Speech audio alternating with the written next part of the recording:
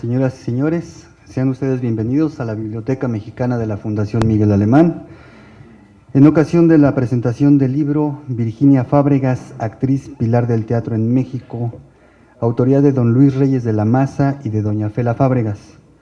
Nos acompañan en el presidium a doña Fela Fábregas, el licenciado Miguel Alemán Velasco, presidente del patronato de la Fundación Miguel Alemán, el licenciado Jorge Alemán Velasco, patrono de la Fundación, doña Patricia Clark de Flores, don Ignacio López Tarso y el doctor Alejandro Carrillo Castro, director general de esta fundación.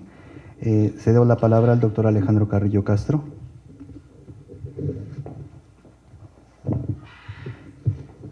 Primero que nada, en nombre del licenciado Miguel Alemán, de don Jorge Alemán y de doña Beatriz Alemán de Girón, integrantes del patronato de la Fundación Miguel Alemán, les damos la más cordial bienvenida a la presentación del libro que nuestra muy querida amiga doña Fela Fábregas y Luis Reyes de la Maza escribieron y publicaron en honor de doña Virginia Fábregas, actriz pilar del teatro en México.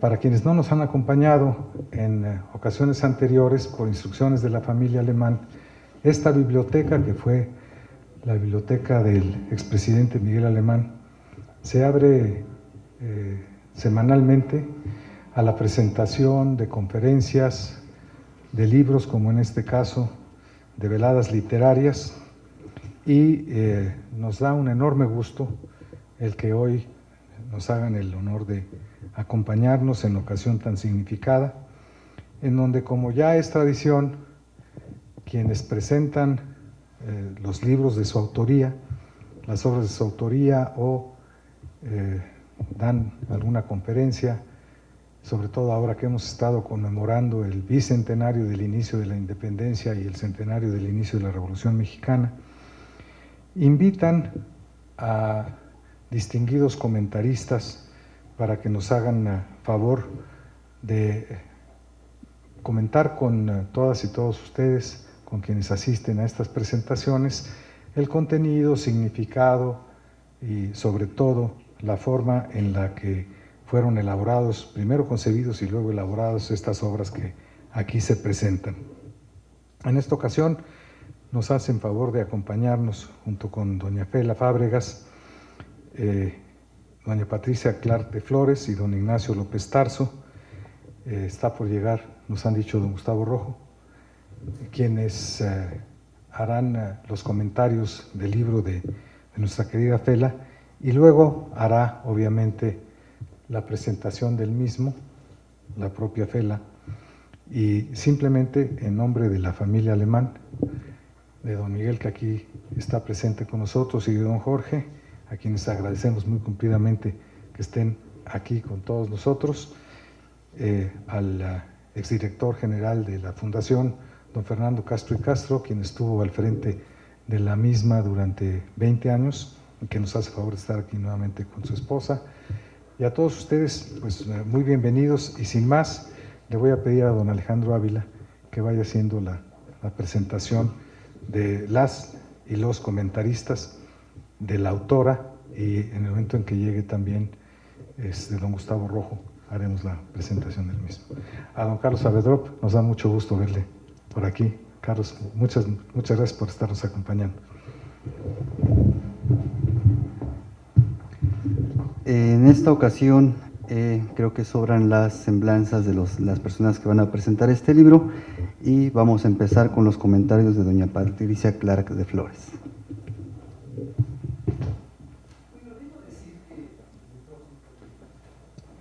¿Se requiere más cerca?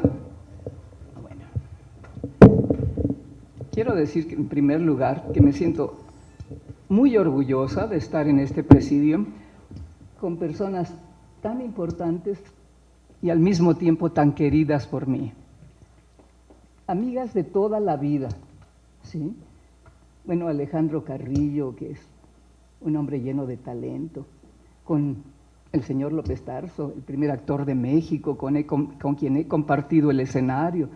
Bueno, Miguel, Jorge y mi queridísima Fela. Bueno, Hace apenas 2 días recibí una llamada telefónica de Fela que me decía: quiero que estés el jueves en la presentación del libro y tú vas a ser uno de los presentadores. Bueno, era una voz autoritaria, debo decirlo, ¿eh? Bueno, muy cariñosa. Bueno, no había manera de replicar, entonces me limité a decir: oye, ¿y por qué yo? Si hace 42 años que no estoy vigente en el medio interpretativo. Y me dice: pero tienes buena memoria. Bueno, así fue, y aquí me tienen. Y empezaré por decir que es un libro que no voy a contar, porque si no se pierde el interés en la lectura, pero es un libro muy ameno, muy interesante y que se deja leer muy fácilmente, pero sobre todo hay una investigación excelente de Fela, hay unas palabras muy bien escritas de Reyes de la Maza y un acervo fotográfico increíble. Bueno, pero además de todo, según Fela me ha contado y me explica, es un ejemplo. Y yo creo que sí. Es un ejemplo para cualquier actor joven, que según parece han perdido un poco la costumbre de conocer quiénes los precedieron. Cuando yo era joven, los actores que pensábamos llegar a ser verdaderamente profesionales, decíamos y pensábamos: ¿quiénes fueron? Bueno, la gran María Guerrero. ¿Quién fue don Enrique Borrás? Un actor inolvidable para los españoles, creador de Tierra Baja. Bueno, ¿quiénes son los famosos Richardson en Inglaterra? ¿Quién es esa dinastía maravillosa de los Barrymore? Y bueno, siempre queríamos saber quiénes eran, saber cómo habían llegado a esas posiciones y qué camino debíamos seguir nosotros para tratar de emularlos en nuestra medida. Bueno, yo quiero ser breve, pero quiero decir antes de eso que Fela es una mujer que tiene toda mi admiración. Es la única persona en el mundo que posee, mantiene, administra, dirige y funciona 6 teatros y dentro de poco un 7º, pero que además también tiene la vocación de la enseñanza. Es una mujer de teatro 100%. Tiene una academia para la formación de artistas que ya ha dado sus primeros frutos y que algunos de ellos, los egresados, ya están en lugares profesionales. Pero bueno, voy a volver a el arte de la interpretación y decir lo siguiente. Y aunque no me gusta recurrir a las anécdotas personales, creo que en este caso es necesario. Era la época de 1945, imagínense. Y yo de alguna manera formaba parte de la compañía de teatro infantil de Bellas Artes, el máximo templo del arte en México. Bueno, ¿cómo llegué? Fue coyuntural, fue accidental, fue, no sé, una persona que era Conchita Sada, a quien Nacho conoció bien también, sí, funcionaria muy importante en Bellas Artes, y un día me vio en casa de Luis Villot, un amigo en común de mi familia y de Conchita Sada. Le pareció que yo encajaba dentro de uno de los papeles protagónicos de la obra que iban a empezar a ensayar, y que era Cricri y el Rey Bombón. Sí, y que yo sería la princesa Caramelo. A mí aquello me dio curiosidad, no sé, deseo de aventura, de conocer, lo que fuera. Y, pues bueno, fui al Teatro de Bellas Artes. Desde luego no tenía todavía la vocación de actriz, ni mucho menos. Digo, había llegado allí y qué divertido, ¿no? Y realmente me divertía mucho y los muchachos de mi edad y en esa época correteábamos por los pasillos de Bellas Artes, nos subíamos a los palcos, llegábamos a los pisos altos, íbamos al taller de vestuario, en fin, y algunas veces nos permitían que nos quedáramos a ver las representaciones o los espectáculos que se iban a llevar a cabo ahí. Así un buen día me sentí sentada en una butaca y tengo grabada en mi mente y en mis imágenes la figura de una mujer soberbia, majestuosa, vestida de negro, con el pelo canoso echado hacia atrás. Se representaba la casa de Bernarda Alba y doña Virginia era la protagonista. Su presencia era soberbia verdaderamente. Tenía un dominio, un profesionalismo tan extraordinario que definitivamente me marcó. Era la primera vez, debo decirlo, que yo veía una obra de teatro serio, ¿sí? Y recuerdo las palabras finales que pronunciaba doña Virginia y decía: la hija menor de Bernarda Alba ha muerto virgen. Bueno, ese día se me abrió un camino. Ese día amé el arte escénico. Ese día dije, yo quiero ser actriz. Ese fue mi primer contacto con doña Virginia. Después, claro, la admiré. Años después, también en Bellas Artes, en La señora Ana luce sus medallas, con Luis Andrini, y luego una memorable temporada ya en el antiguo Teatro Fábregas, donde significaron Lodo y Armiño y no sé cuántas cosas más, ¿no es cierto? Bueno, entonces sí fue una influencia muy grande en mi vida en ese sentido. Ahora bien, Fela me ha dicho, este libro, además de dar a conocer quién era doña Virginia, qué fue lo que realizó en esta vida, debe ser una enseñanza y un ejemplo. Un ejemplo para los jóvenes que todavía realmente no tienen una vocación verdaderamente firme. El teatro yo creo que es lo máximo para un actor o para una actriz. Los norteamericanos le dicen real acting y es la hora de la verdad. Son buenos también, son expresiones muy válidas, el cine, la televisión, la radio, pero tienen apoyos, tienen, bueno, repetición de escenas, ángulos fotográficos que pueden mejorar, en fin, pero cuando un actor se enfrenta cara a cara al público, no hay más, no hay ajuste, no hay ayuda. Ahí tiene que haber una transmisión absoluta del sentimiento del personaje que se está representando para que el otro lo capte. Y cuando se llega a establecer esa comunión emocional, es un momento mágico.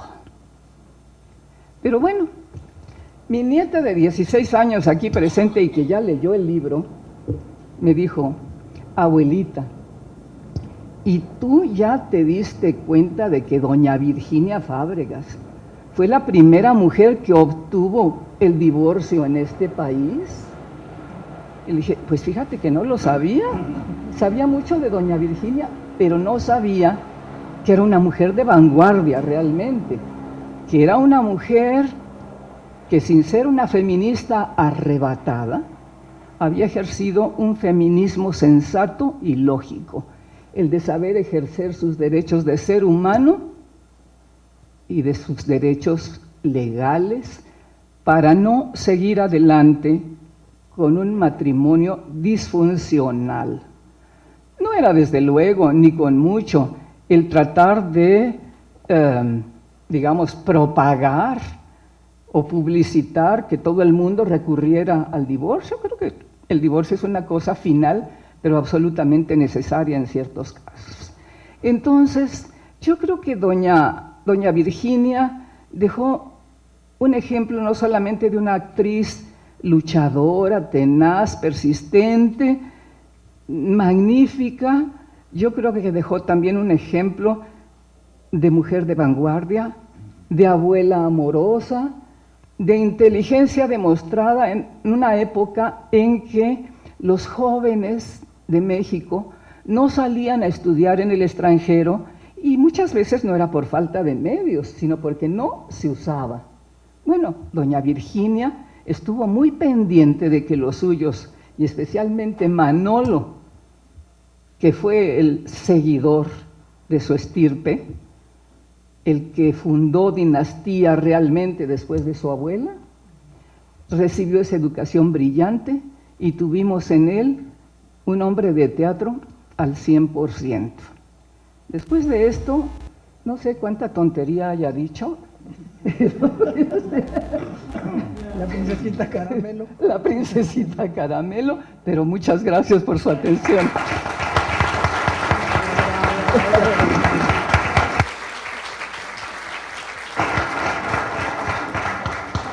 Muchas gracias, doña Patricia Clark.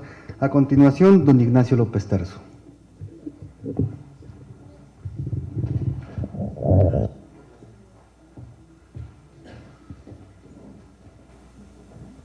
Yo quisiera empezar para mencionar este maravilloso libro.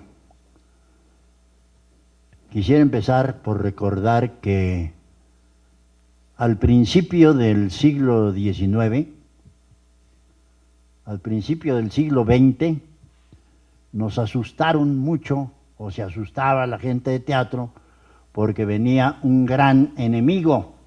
Ya estaba ahí presente el cinematógrafo. Todos decían, el teatro va a desaparecer en aquella época, y efectivamente la gente de teatro temblaba cuando vieron aquellas imágenes en movimiento y cómo atraía al público y cómo aquello era la gran novedad de aquel principio del siglo XX. Tiempo después, la televisión hace lo mismo. Resulta que la televisión entonces es el grave peligro del cine y del teatro. Y entonces en los años 50, antes de que en México surgiera el primer aparato de televisión, todo el mundo ya temblaba porque la televisión iba a acabar con el cine y con el teatro. Nada de esto sucedió. Después vinieron crisis económicas una tras otra, y cada crisis el teatro sufría. El teatro lo afecta todo, lo afecta el viento, lo afecta el fútbol, la lluvia, el inicio de clases en las escuelas, todo lo afecta. La gente deja de ir un poco al teatro, pero la verdad es que el teatro ha sobrevivido por todos estos peligros con mucha dignidad. Sigue el teatro en México, a pesar de todos los problemas, y ha tenido muchos y muy graves problemas. Sigue el teatro con gran dignidad porque la gente sigue acudiendo al teatro, disfruta la función, aplauden a los actores, y el empresario se embolsa a veces muy buenas cantidades de dinero.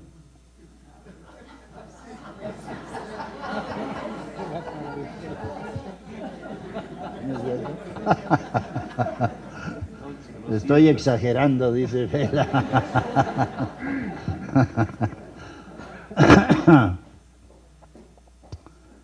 Pues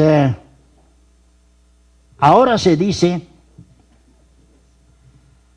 que el libro es el que va a desaparecer.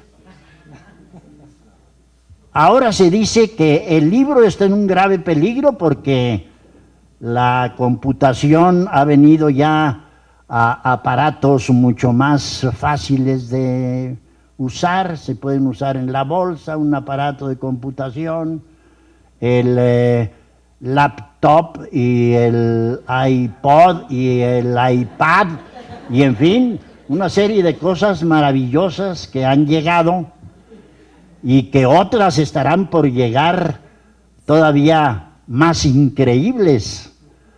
Yo tengo un nieto que me enseñaba su aparato y me decía, mira, en este aparatito, que es más pequeño que una caja de cigarros, más angosto que una caja de cigarros, aquí tengo 3,000 melodías de todo tipo. Tengo óperas completas, sinfónica, 5,000 canciones, no sé qué. Y yo escojo lo que quiero y lo oigo de inmediato.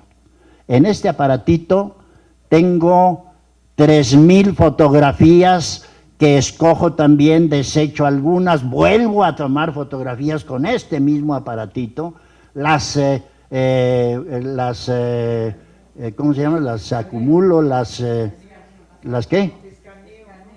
Las almaceno pues ahí en este aparato, que yo digo qué peligro cuando ese aparato se abra, se destape y salga toda esa maravilla, porque me decía, además de todos estos miles de cosas que te digo que tengo aquí almacenado, tengo libros completos a mi disposición, 100 libros, 100 títulos maravillosos de todo tipo de literatura, de poesía, de novela, de todo.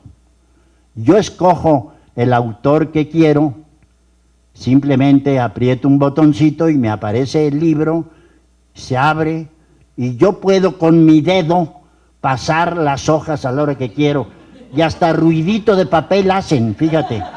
Y hacía así con el dedo y efectivamente pasaba la hoja y se oía el papel.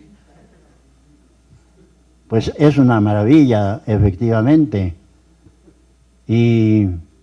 Pero cómo desechar el momento de en tu lugar predilecto, con tu lámpara, con tus anteojos, tal vez un cigarro, un puro, un coñac, te sientas y abres y empiezas a leer un libro. Y bueno, ese aparatito estará muy bien porque además ahí se agranda el tipo de letra, se disminuye, se puede ver la página completa, la media página, lo dejas en un lugar y aprietas un botoncito y te vas, haces cosas y cuando regresas lo ves y ahí está donde dejaste de leer en el mismo momento, en la misma página y en la misma palabra. Pero, y bueno, muy bien para el viaje, ¿no es cierto? Pero para estar, y sobre todo, ¿qué hacer con los grandes libros maravillosos de las reproducciones de pintura? Y este libro, ya se fue. Porque yo les iba a enseñar la maravilla que es este libro, es precioso. Precioso, es muy bello. Gracias. Sí, miren qué belleza. Es un libro hermosísimo por donde quiera que lo vea uno. Esta fotografía que está aquí al inicio es tan sugerente, tan hermosa, que dan ganas de saber qué hay acá adentro, ¿no? Inmediatamente. Es una fotografía maravillosa de doña Virginia Fábregas, que muestra lo hermosa que era, lo hermosa mujer que era, lo joven que estaba entonces, lo fuerte que era, y cómo ella está en el espejo, frente al espejo, sin siquiera dejarnos ver sus ojos, que sus ojos eran brillantes, luminosos, maravillosos, enormes, muy comunicativos, se expresaban por sí mismos. tenía unos ojos maravillosos y aquí no nos deja ver sus ojos, porque ella está viendo una rosa que coloca en el centro de su pecho. Y ella está frente a un espejo que la ve de frente y las otras dos imágenes son las alas del espejo que reflejan sus dos perfiles. Es una foto bellísima que engalana este libro, que es una hermosura en sí mismo. Y ya no digamos el contenido, porque el material fotográfico, que seguramente lo eligió Fela Fábregas, y que ahí se nota su buen gusto, su decisión, su mano firme, su mano delicada, que escogió cada una de estas fotografías, que son un compendio maravilloso de la cronología que nos marca el libro y cómo va pasando la edad en la propia estrella de este libro, que es doña Virginia Fábregas, y cómo seguimos la cronología del libro a través de sus diferentes peinados, de su diferente maquillaje, de sus diferentes vestidos, de cómo cambia la hechura del vestido, lo ancho del vestido, lo largo del vestido, los zapatos, el tacón, todo se nota en estas fotografías. Y Fela escogió sin duda, con ese buen gusto que la caracteriza, las pequeñas cosas que ilustran también las páginas, una pequeña polvera, un abanico, una flor, un candelabro, un pequeño florero, en fin, todas estas cosas que forman una delicia de este libro. Y luego, cómo está ordenado todo este material, el material fotográfico, cómo está ordenado en cada página, dónde empieza el texto, y empieza en un lugar que visualmente es muy hermoso. Y cada página que uno voltea de este libro es una gratísima sorpresa, primero para verlo, es una sorpresa visual enorme, gratísima, y cuando uno se mete al contenido, que es lo más importante, que cuenta la historia de una mujer con un temple de acero, como decía con toda razón mi querida compañera Roxana. Patricia, yo le digo Roxana porque fue Roxana en el teatro conmigo. Yo era entonces el afortunado narigón Cyrano de Bergerac. Pues sí, como ella decía, una mujer con un temple de acero, con una voluntad férrea y al mismo tiempo con la ductilidad de espíritu que requiere una actriz, una gran actriz como fue ella. La ductilidad de espíritu que la lleva a los personajes y que los personajes llegan a ella. Esa ductilidad de espíritu que la hace tan diferente cada vez que es diferente el personaje en el mismo escenario. Con esa ductilidad llegó a ser la primerísima, la gran actriz mexicana. Nació ya siendo una gran actriz. Nació bellísima. Aquí lo verán en estas fotos. Las fotos de niña, de joven, de mujer en ciernes, de su principio de carrera como actriz, cómo el libro nos va llevando a su vida cronológicamente. Y resulta cada página un ejemplo de comportamiento, de tenacidad, de voluntad de seguir un ideal, una idea. Ella era una mujer muy organizada, tenía una compañía con la que hizo una gira por toda la República, y luego su idea, su gran sueño era ir a presentar su compañía en Buenos Aires e ir a España, y entonces organizó una gira que duró 4 años. A ver quién lo hace ahora con tanta comodidad, con los aviones, con la comodidad de los teatros, de los transportes. A ver quién hace una gira de 4 años, como lo hizo esta señora, llevando una compañía completa de actores, cada quien con su ropa personal y con su vestuario de las 12 o 15 obras de teatro que llevaban al mismo tiempo. Llevaban toneladas de equipaje porque eran baúles y baúles de ropa personal, de ropa de mis personajes, de ropa de todos los actores, baúles con utilería, con cajas, con las escenografías, que entonces eran telones pintados, pintados a mano, entre los cuales había verdaderas obras de arte.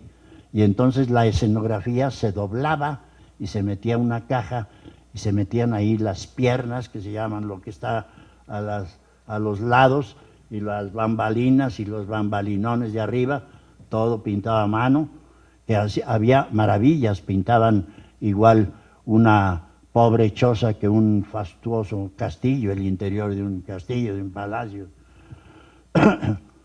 Escenografías que se planchaban, que iban guardadas en una caja. Se llegaba a la plaza siguiente, se abrían las cajas. ¿Cuál es la escenografía de hoy? ¿Qué obras hacemos hoy? Fulano y fulano. Muy bien. Sacaban las escenografías y las planchaban auténticamente, porque venían guardadas en una caja con dobleces, y no con plancha, pero con unos rodillos grandes que le pasaban por el lado de dentro a la escenografía, y ahí la planchaban y la colgaban. Y 4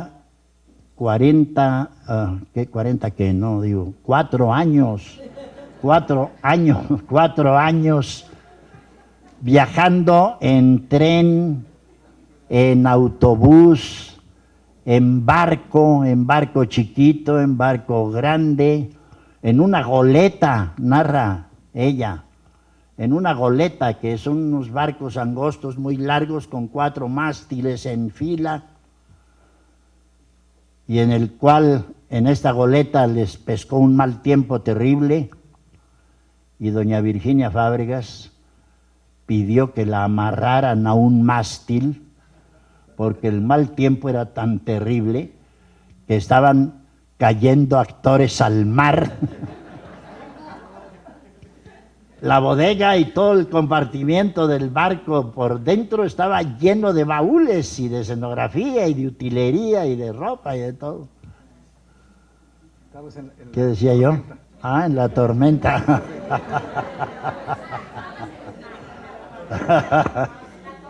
Sí. Arribaron a puerto y doña Virginia Fábregas dijo: desamárrenme, que ya llegamos.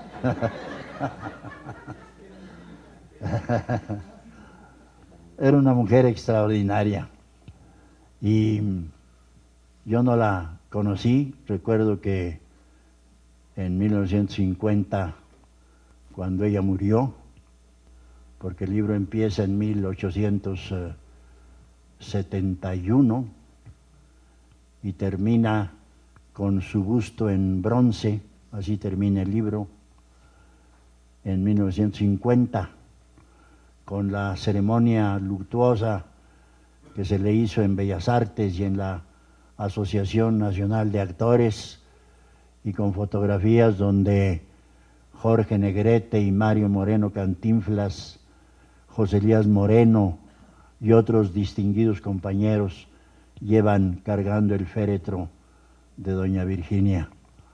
En ese año yo estaba en la Escuela de Teatro de Bellas Artes. La Escuela de Teatro de Bellas Artes estaba en el 3er piso del Palacio de Bellas Artes, y yo acudía ahí 3, 5 horas diarias a mis clases de actuación. Y en 1950, recuerdo esa ceremonia luctuosa, yo bajé de mi clase con 2 o 3 compañeros más y fuimos a ver a doña Virginia. Es la única vez que yo la vi. Nunca la vi actuar. Me hubiera gustado muchísimo. ¿Dónde aprendió teatro doña Virginia Fábregas, tan extraordinaria actriz que lo sabía todo, que era una enciclopedia de cómo debe comportarse un actor en escena, de cómo pisar el escenario con la autoridad que ella lo hacía, con la experiencia enorme que ella tenía? ¿Dónde aprendió esto doña Virginia Fábregas? Yo entré a la Escuela de Teatro de Bellas Artes en 1948 y era la única escuela de teatro que había en este país, ya no solo en la ciudad, en el país. No había otra escuela de teatro más que la Escuela de Teatro de Bellas Artes. ¿Dónde aprendió ella? En la práctica constante. Ella nació para el teatro y ahí se hizo en el escenario todos los días, que es como se hacen las grandes experiencias, los grandes maestros, en la práctica frente al público, que solo así funciona el teatro. El ensayo en la compañía, en el escenario, y el teatro vacío, pues sí, muy bien, uno hace lo mejor posible. El chiste es estar con el público ahí presente. Eso es el aprendizaje. Ahí se hace un actor, ahí nace un actor, ahí crece un actor por dentro y por fuera, ¿no? Pues la herencia de doña Virginia Fábregas. La herencia es directamente Manolo.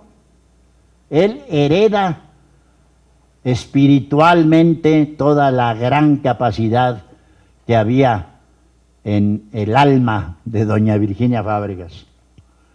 Y Manolo Fábregas se convierte en un gran actor, en un empresario que arriesgaba todo y que le fue muy bien, que tuvo mucho éxito, que fue un actor extraordinario, que hizo enormes personajes, no solo en el teatro, sino luego en la comedia musical, ese violinista en El Tejado Inolvidable,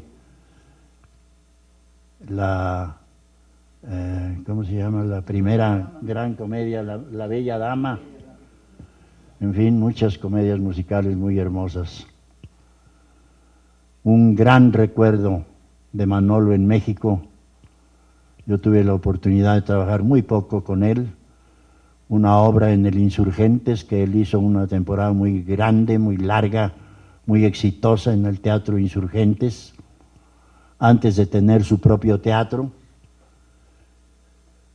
Entonces, una obra que se llamaba Luz de Gas, o La Luz que Agoniza, en donde vino por primera vez la señora Amparo Ribelles, y hacíamos la obra los tres en el Teatro Insurgentes. Pero le vi todo lo que hacía. Fuimos muy buenos amigos. Y luego, no solo su propio teatro, sino el gran legado de Manolo para el país, para todos los actores mexicanos, para el público de México.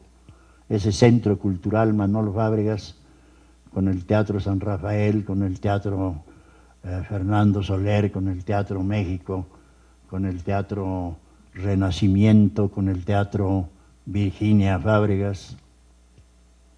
Un gran legado de Manolo. Le dedico desde aquí un recuerdo de amistad, de admiración, de afecto como compañeros de teatro.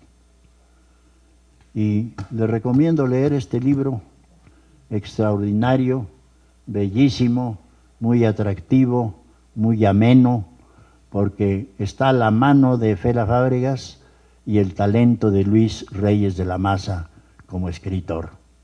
Es un magnífico escritor. Fue crítico de teatro. Yo conservo algunas críticas de Luis Reyes de la Maza cuando escribía sobre teatro. Conservo una que me hace mucha gracia, donde estábamos en la iglesia de Tepotzotlán haciendo El Gran Inquisidor de Hugo Argüelles, Torquemada. Y decía Reyes de la Maza, y empieza la obra y el personaje del cura fulano dice, y entonces ponía puros garabatos, puras palabras inventadas por él que no decían nada, para abrir vocales y vocales y vocales y palabras y palabras. Y entraba el obispo fulano y decía, lo mismo, puro camelo, le dicen en teatro a eso que no se entiende nada, camelo, puro camelo, puro camelo.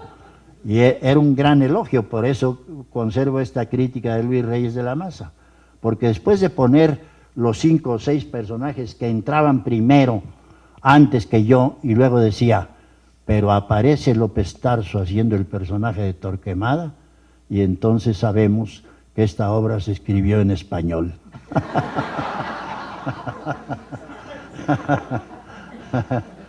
Muchas gracias. Muy amable.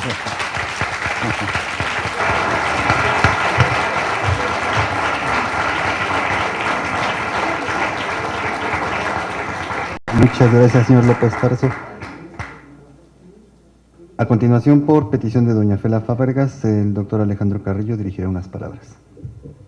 Normalmente, en mi calidad de director general de la Fundación Miguel Alemán y el director de la biblioteca, don Alejandro Antuñano, nos hemos comprometido a no hacer uso de la palabra, pero mi querida Fela nos pidió que, después de enviarme este ejemplar, por eso decía yo que tenía respuesta porque está dedicado, a Talina y a mí, que no pudo venir, y se disculpa mi querida Fela por razones de salud, pero yo les confieso que cuando nos llegó a la casa de ustedes este libro, por el gran cariño que en la familia, mis padres, mis hermanas y un servidor teníamos por Manolo y Fela, que siempre nos invitaban a ver los estrenos de sus obras invariablemente, y se nos hizo ya una costumbre, como la de toda nuestra generación, acudir a las obras que ponía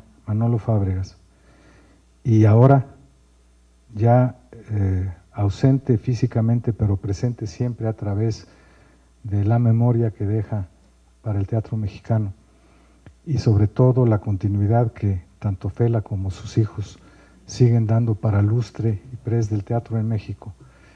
Se nos antojaba leer, y lo hicimos con ese entre compromiso y gusto por saber qué podía decir Fela de la que fue la gran maestra de Manolo. Y empecé a leer el libro, insisto, en esa entremezcla de compromiso e interés por conocer esa gran tradición de teatro que se empieza con doña Virginia. Y el libro lo agarra a uno, no lo puede uno soltar, porque no solamente es un repaso de lo que aquí se ha dicho, la enorme vitalidad, la enorme fortaleza, esa férrea voluntad de doña Virginia, de la que nos hablaban hace un momento tanto don Ignacio como doña Patricia. El personaje como ser humano en sí mismo es un personaje verdaderamente fabuloso.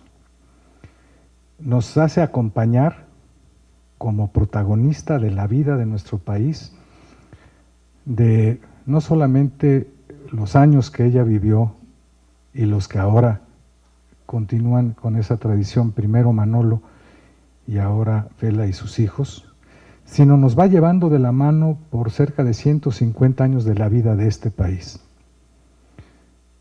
Iniciado en el último cuarto del siglo XIX, nos habla no solamente de un ser humano, de un ser humano excepcional, porque adquiere desde muy joven, muy claramente, su vocación de vida y la mantiene contra viento y marea. Esto no es fácil aún hoy día. Hacerlo hoy día cuesta mucho trabajo. Mantenerse con una sola idea y llevarla y cumplirla contra todas las vicisitudes es lo que de alguna manera algunos consideraban la vida del héroe, o en este caso de una heroína. No todos tenemos el privilegio de seguir una sola estrella y seguirla a pesar de todos los pesares hasta el último día de la vida. Este ejemplo de vocación heroica de vida, y ya nos decía don Ignacio López Tarso, imaginemos ahora que es difícil mantener una empresa teatral a lo largo de varias temporadas, hacerlo a lo largo de toda una vida, es sin duda alguna una hazaña que sin hipérbole se puede catalogar de heroica. Jovencita, tiene que venir al Distrito Federal y tomar un empleo para empezar a trabajar en lo que a ella le interesa, y luego todas las vicisitudes que tiene que pasar, personales y profesionales, porque obviamente si hoy todavía en muchos campos hay un techo de cristal que impide que las mujeres tengan la posibilidad de cumplir lo que hacen los hombres, imaginémonos hace 150 años lo difícil que esto significaba. Después, ante frustraciones y problemas personales que le obligan a ir primero a Cuba, después regresar a México y pasar algo que Fela sí ha logrado, la alternancia no de un partido político, sino de sistemas políticos. Ella empieza trabajando en la época de don Porfirio, viene la revolución, se adapta y adapta su vocación, se va a España, efectivamente hace una gira de 4 años en América Latina, particularmente en Argentina, y decir Argentina y decir España, si ahora es difícil, en ese entonces era todavía más difícil. Buenos Aires era una de las grandes capitales del mundo, era el Nueva York en español, como se le decía entonces, y no se diga España, y triunfar en España era francamente algo que muy pocas personas podían hacer. Pero no solamente esto es lo importante. Doña Virginia además siembra y entiende que si bien su hijo era también un actor, un buen actor, entiende que lo más importante es la trascendencia en las vocaciones, y entonces ella le enseña a Manolo y le hace sentir a Manolo que él es el gran continuador de esta vocación de vida. Lo consigue de manera magistral. Nosotros somos testigos de esa vocación de vida que logra transmitir a una generación más, a sus hijos. Aquí está presente uno de ellos, a quien queremos muchísimo y siente como yo también el peso de llevar un nombre que cuesta mucho trabajo cumplir con las expectativas que todo el mundo tiene. Tú eres hijo de Manolo, como a Manolo Hernández, tú eres nieto de doña Virginia. Y este libro, que es verdaderamente estrujante en cuanto a esa lección de vida, de cómo, y lo decía Patricia también, los jóvenes actrices y actores ahora, si tienen algún momento de duda frente a si continúan o no con esa vocación que tantos sinsabores y tantas exigencias y tantos riesgos trae todavía ahora, pues bastaría tan solo hojear el libro para que quien sienta flaquear en ocasiones esa vocación no lo haga. Yo quisiera terminar este comentario sobre este extraordinario libro, que sí les recomiendo que lo lean, no solo por las anécdotas, no solo por este viaje a través de la moda del que nos hablaba don Ignacio, que resulta gratísimo, como en aquella película La máquina del tiempo de G.H. Wells, vamos viendo cómo el maniquí de la ventana va cambiando de modas, y esto es un poco también un viaje a través del tiempo, a través de la moda y a través de la forma en que se representaban las obras de teatro entonces. Sino, si ahora es difícil mantener una empresa teatral, como aquí nos decía don Ignacio López Tarso, cuando se tenían que llevar las cosas en ferrocarril, se perdían, los barcos no llegaban, cómo se tenían que improvisar las cosas, es verdaderamente un ejemplo de vocación de vida. Yo quisiera tan solo recomendar a quienes, insisto, les guste conocer un poco de la historia, no del teatro en México, sino una historia, no de México, sino una historia del ser humano, de una mujer verdaderamente excepcional, en la que ahora que se hablan de ejemplos de mexicanos y de mexicanas que se andan buscando, yo creo que no sería muy difícil que con hojear las páginas de este libro uno supiera que fueron mujeres como doña Virginia las que ayudaron a que este país sea lo que es hoy. Y les decía que quisiera terminar con una metáfora que me gustaría compartir con ustedes. Dice en el prólogo de un libro que escribió Carlos Fuentes que cuando Gabriel García Márquez no entiende por qué México es como es, y no entiende a México, dice Carlos Fuentes, Gabriel García Márquez va aquí cerquita al Museo de Antropología, se sienta media hora a contemplar a la Coatlicue y después de media hora dice, ya entendí, ya comprendí. Y se levanta y entiende por qué somos tan complejos los mexicanos.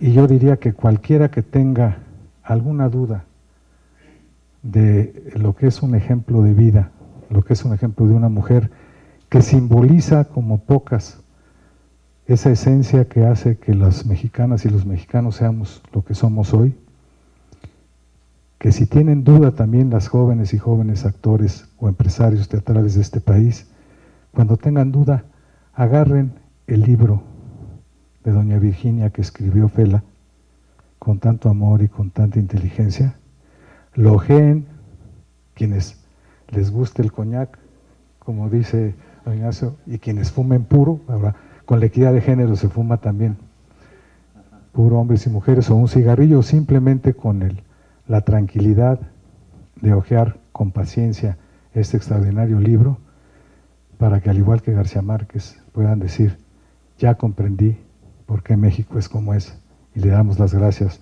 a doña Virginia, a Manolo y desde luego a Fela. Muchísimas gracias.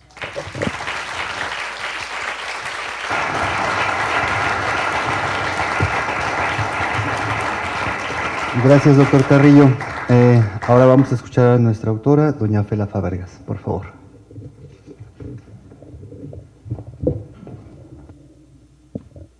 A mí me gusta hablar mucho, pero en privado. En público. Bueno, se preguntarán por qué este libro de Virginia Fábregas, si yo no soy nieta de Virginia Fábregas. Sí. El nieto era mi marido. Pero la admiración, respeto que yo sentí por esta señora a los 17 años que yo tenía cuando la conocí, me impresionó muchísimo.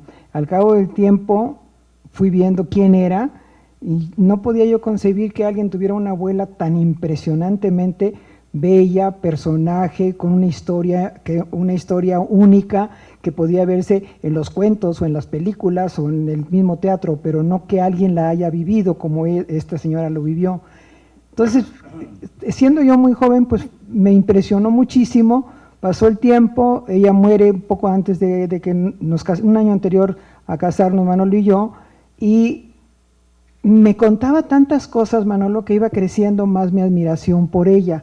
Yo la conocí de comer en su casa 5 veces, una vez la llevamos al cine y una vez al teatro. Y la primera obra que vi en el teatro, la vi siendo apenas novia de Manolo, tenía yo menos de los 17 años, y fui con ella, invitada por ella, a Virginia, mi cuñada, la hermana de Manolo y yo, y así vi la primera obra de teatro que me impresionó tanto que no me acuerdo de qué trataba. verdaderamente estaba así como dicen el charro Matías, ¿no? Venía de Nuevo Laredo, donde no había visto teatro nunca. Entonces, todo era muy impresionante para mí. Y todavía salíamos de ese teatro, que fue un sábado de gloria, y salíamos de allí corriendo para a la otra función que había en el Teatro Virginia Fábregas, que llevaba su nombre, que hacía Andrea Palma, La Dama de las Camelias. Y de eso sí me acuerdo todo, absolutamente todo, porque lo impresionante en la primera función fue que al llegar el público se pusiera de pie y le aplaudiera a doña Virginia cuando estaba entrando a un palco. Y llegamos ya al Virginia, entonces ya en el segundo teatro pues ya me pareció como normal, ¿no?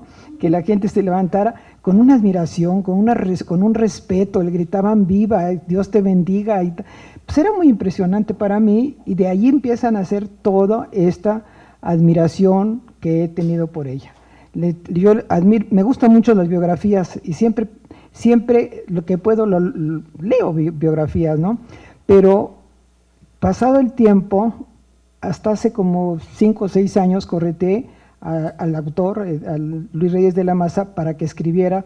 Me decía que no podía, no tenía tiempo. Y yo mientras acumulaba historia de doña Virginia, su ropa, su vestuario, sus cosas personales, los libros, los libretos, todo lo que hay de ella, las fotos, dije, algo voy a hacer un día con ello, ¿no? Pero lo primero que necesito es un historiador de teatro que la haya visto, que sepa de ella, y él ya había escrito parte de un libro de doña Virginia.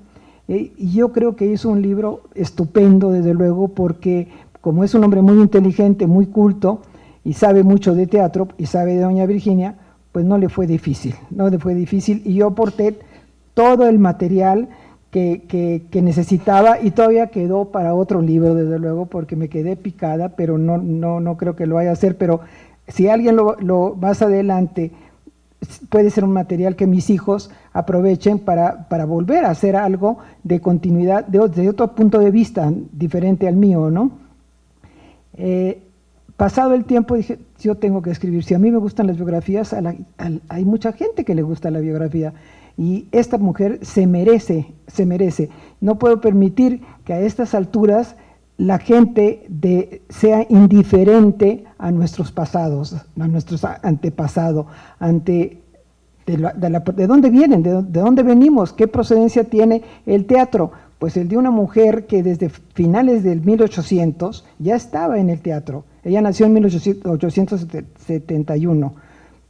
A los 15 años ya estaba haciendo teatro, ya recitaba, ella era una gran recitadora, era una mujer elegante, le gustaba vestirse bien, le gustaba todo lo bueno. Entonces empezó a hacer teatro y empezó contratada por compañías españolas, que eran las que venían a México, ¿no? Entonces, con el tiempo, pero muy joven, menos de 30 años, formó su propia compañía. Todo lo que le llegaba material a ella, lo convertía. Ella decía que para qué le lucía un collar en el cuello cuando ella quería lucir en escena. Entonces tomaba el collar que le regalaban y lo hipotecaba, lo empeñaba inmediatamente para hacer una función de teatro. Entonces esto era una pasión, era una vocación, era una lealtad, la lealtad a la profesión que tuvo la suerte de continuar por muchísimos años, ¿no?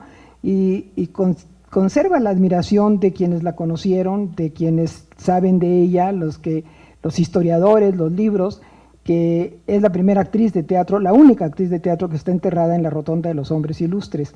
Ella muere el año 50 y el año 50 estaba el presidente, el licenciado Alemán, y decretó de inmediato la Rotonda de los Hombres Ilustres para doña Virginia. Ahora ya no son hombres ilustres porque ya van invadiendo bastantes señoras, ya es de las personas ilustres.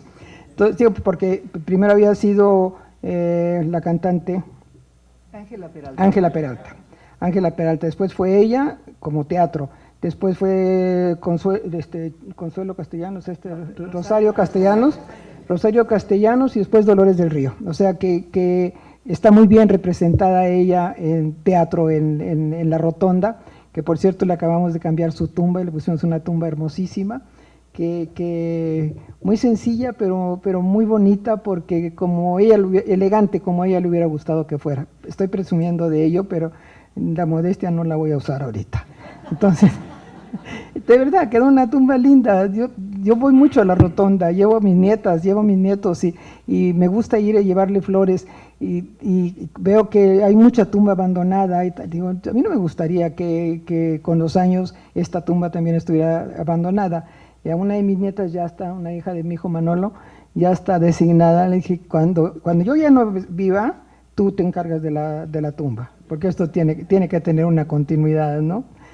Pues eso fue lo que me motivó tanta admiración a escribir este libro, a hacer el libro, no a escribirlo, y aprovechar que hice uno muy grande porque quería que las fotos fueran bien copiadas, bien imprimidas, y con los avances de hoy en día, desde luego con la tecnología que disfrutamos, en este caso, Nacho, las fotos quedaron preciosas gracias a la tecnología, ¿no?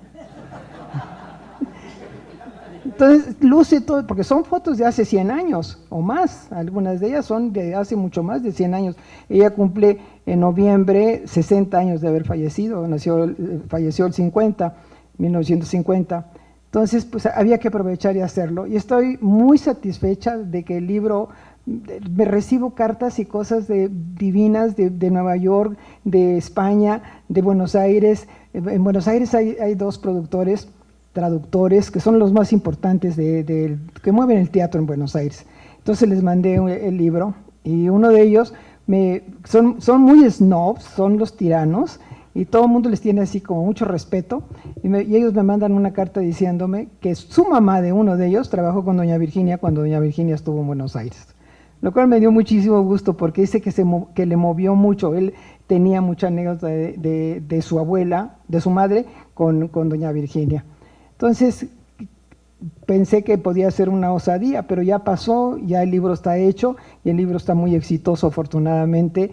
La gente le gusta y la gente, deseo, como lo decían antes, de que la gente joven, la gente del teatro, la gente del cine, los actores en sí, tengan noticia, tengan conocimiento de esto, porque es una experiencia, porque es un ejemplo, y es un ejemplo a seguir. Es el ver que las mujeres liberadas existen siempre, han existido siempre, pero de entonces acá, pues ha llovido mucho, desde luego, y que esta mujer haya sido muy pionera. En aquel entonces ir a España, bueno, verdaderamente era pues ir a la luna, ¿no? Sin embargo, ella fue varias veces, y todavía en el año 48, ya teniendo ella 78 años, pidió irse a España a hacer la última temporada de teatro, para hacer una gira por toda España para despedirse de su público.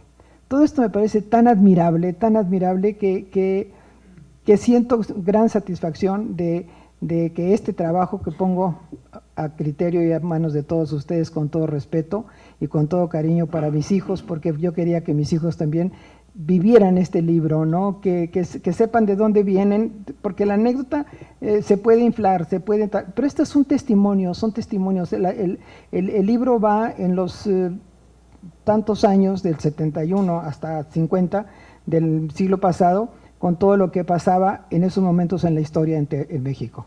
O sea, el porfirismo, todo está allí, todas esas temporadas que la gente iba al teatro porque además era lo único que tenían que hacer, porque no había cine, porque no había televisión, porque no había todo lo que hoy disfrutamos, ¿no? Entonces, me encanta la idea de que esta fundación maravillosa me haya ofrecido esta oportunidad para presentarles el libro a todos ustedes. Muchas gracias.